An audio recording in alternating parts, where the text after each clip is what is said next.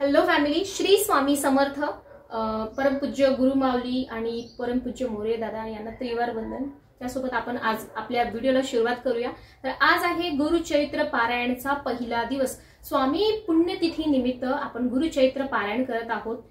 त्यासोबत आजची व्हिडिओची आपण सुरुवात करूया. स्वामी समर्थ महाराजांची सेवा करत राहा, जेणेकरून आपले जे काही प्रारब्ध आहे, स्वामी समर्थ साक्षात ब्रह्मांड नायक आहे, त्यामुळे आपले जे काही प्रारब्ध आहे, गेल्या जन्मीचे या जन्मीचे जे काही प्रारब्ध आहे, भोग आहे, कष्ट आहे, पाप आहे, शोक आहे, ताप आहे, ते सगळ्यांचा निराकरण होणार आहे. तर सेवा करत राहा. आता आज आहे 20 एप्रिल 2025. तर आज आहे गुरुचैत्र पारायणचा गुरुचरित्र पारायणचा पहिला दिवस.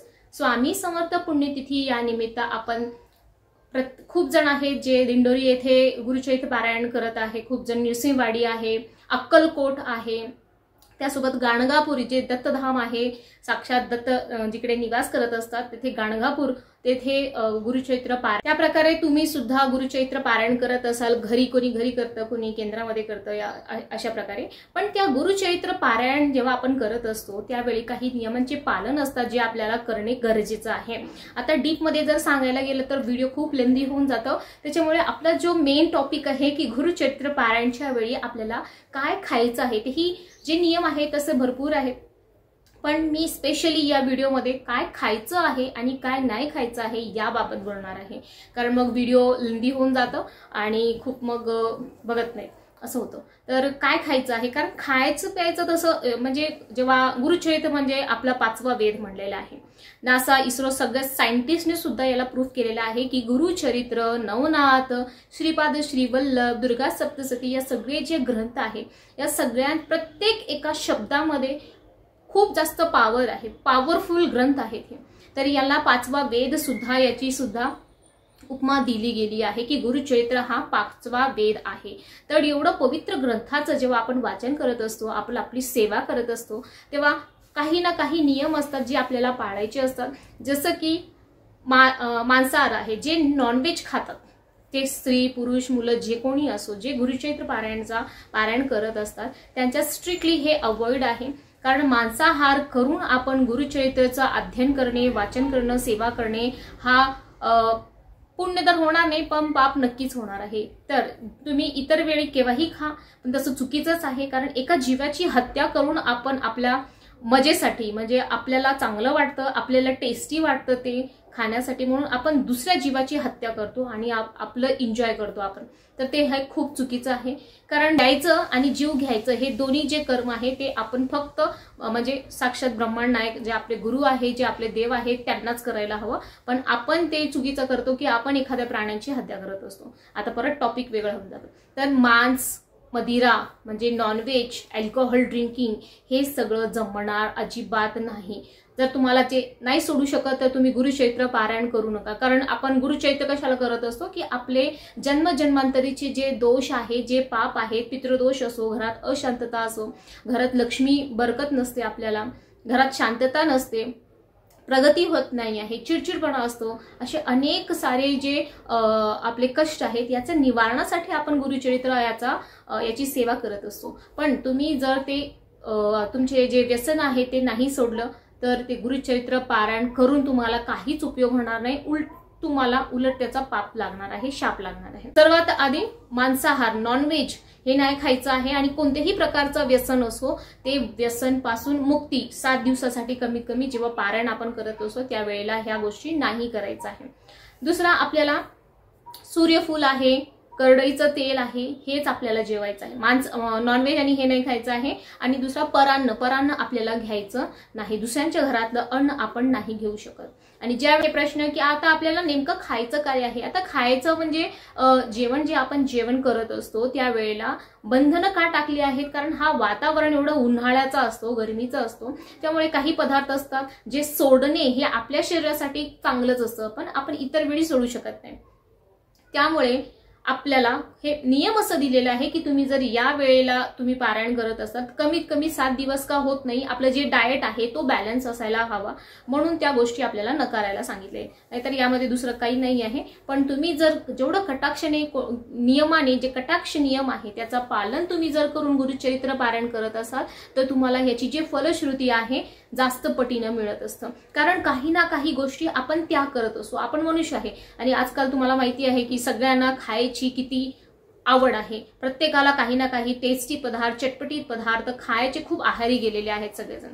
त्यामुळे एखाद्या वस्तूवर न खाता कंट्रोल करणे, त्याचा त्याग करणे आणि त्यानंतर एखाद्या वाचन करणे किंवा सेवा आपण जेव्हा करत असतो तर त्याची जी फलश्रुती आहे ती आपल्याला पटीने मिळतच असते. कारण त्या खूप काही गोष्टी असतात ज्या गोष्टीचा आपण त्याग करत असतो, आपण आपलं मन मारत असतो आणि त्यानंतर आपण सेवा करत असतो. तर सर्वात आधी आपल्याला काय खायचं आहे. आता तेल आपण जे वापरत असतो तर करडईचं तेल आणि सूर्यफुलाचं तेल हे दोनच तेल आपल्याला वापरायचं आहे. सोयाबीन असो किंवा जे रिफाइंड दुसरे ऑइल वगैरे भेटत असतात, शेंगदाण्याचे जे तेल असतात ते नाही चालणार. सोयाबीन, शेंगदाणे नाही चालणार. फक्त करडई आणि सूर्यफूल हेच तेल चालणार आहे.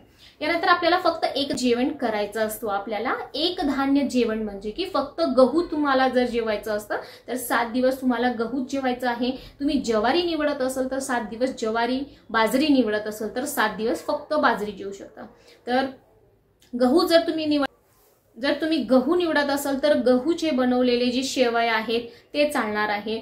गहूचं जे रवा आहे, रवा आपण दळून आणलेला आहे गहू कुटून, तर ते उपीट, त्याचा उपमा चालणार आहे. गव्हाची चपाती चालणार आहे, पुऱ्या चालणार आहे. त्यासोबतच इतर कोणताही अतिरिक्त धान्य आपल्याला नाही जाणार. आता भाजी, जर भात वरण हा नाही चालणार कारण फक्त एक धान्य सांगितलेलं आहे.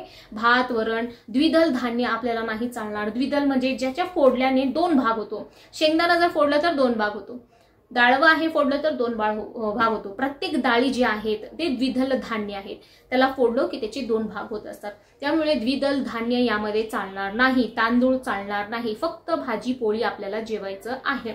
आता भाजीमध्येही कांदा, लसूण, शेंगदाणे चालणार नाही.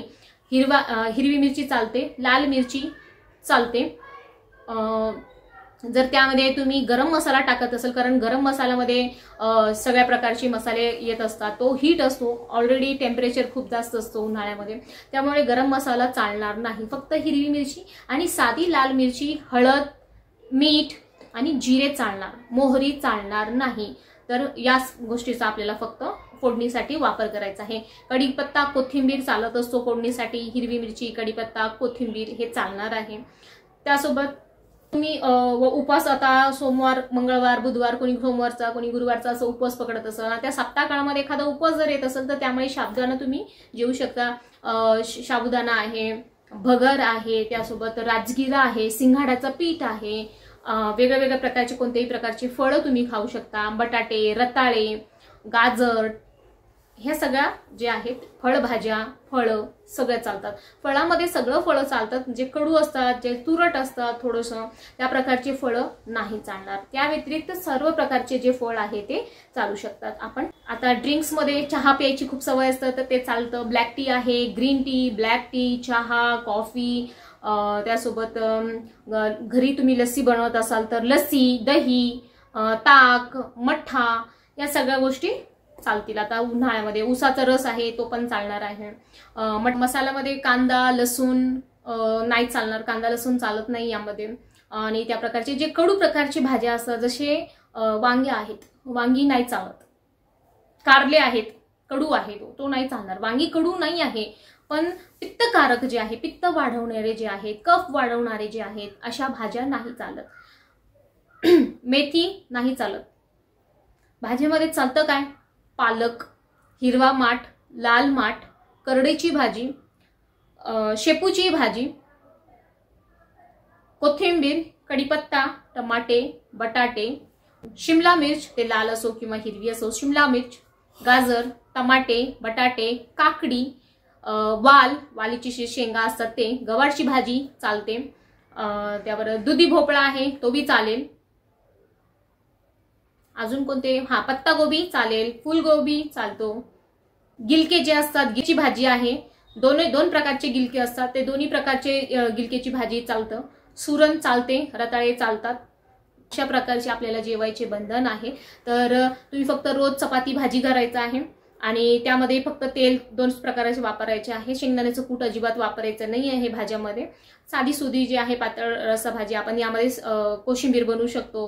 कांदा बिना कांद्याचा, त्याच्यामध्ये सगळं प्रकारचे हे टाकून कोशिंबीर आणि इतर प्रकारचे जे तुम्हाला कैरी आहे, कैरीची चटणी तुम्ही बनवू शकता. तोंडी लावण्यासाठी कोशिंबीर वगैरे आहे, पातळ भाज्या आहे, ते तुम्ही एन्जॉय करू शकता. तुम्हाला काही डाऊट असतील तर तुम्ही कमेंटमध्ये विचारू शकता. आता हे नियम जेवढं आपण त्याग करून सेवा करणार आहे, तेवढी तुमची जी सेवा आहे ते फलश्रुतीला, जेवढं कटाक्षाने नियम पालन करून तुम्ही सेवा करणार आहे, तेवढी तुमची जी पारायण आहे, तुमची सेवा आहे, लवकरात लवकर स्वामी महाराजापर्यंत पोहोचत असते आणि त्याची फलश्रुती, ती सेवा तेवढी प्रभावी होते. आणि जेवढी तुमची सेवा प्रभावी होणार आहे, पॉवरफुल होणार आहे, तेवढा तुम्हाला त्याचं फळही जास्त प्रमाणामध्ये मिळत आहे.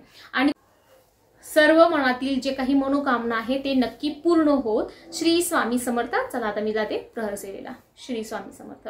व्हिडिओ आवडला असेल तर लाईक, शेअर, सबस्क्राईब नक्की करा. आणि काही राहिलंय का?